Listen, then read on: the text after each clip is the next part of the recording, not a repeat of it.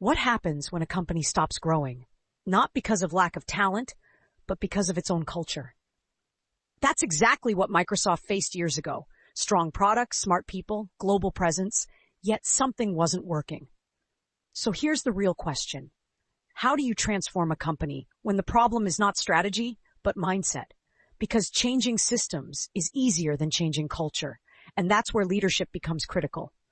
Before its transformation, Microsoft had a highly competitive internal culture.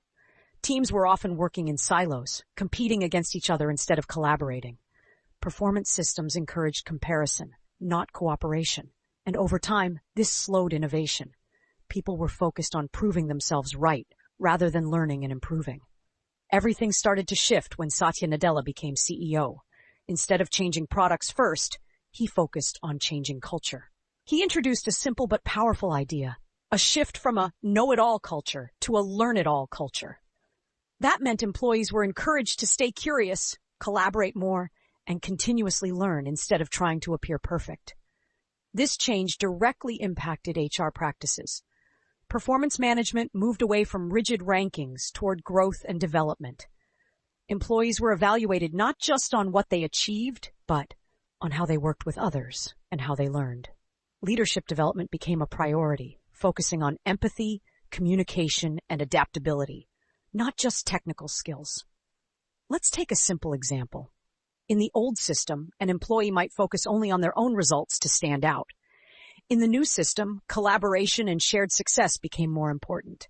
Helping others, learning from mistakes, and contributing to team growth became part of performance. Same employees, but a completely different mindset. Another key part of this transformation was trust and empowerment. Leaders were encouraged to listen more, support their teams, and create an environment where people felt safe to share ideas. This increased innovation and engagement because employees were no longer afraid of failure. They were encouraged to experiment and improve. And this is where HR played a major role. It wasn't just implementing policies, it was shaping behavior, redefining leadership, and aligning the entire organization around a new culture. HR became a driver of transformation, not just a support function. Now with data and AI, Microsoft continues to evolve its people strategies, using insights to improve collaboration, learning, and performance. But the foundation remains the same.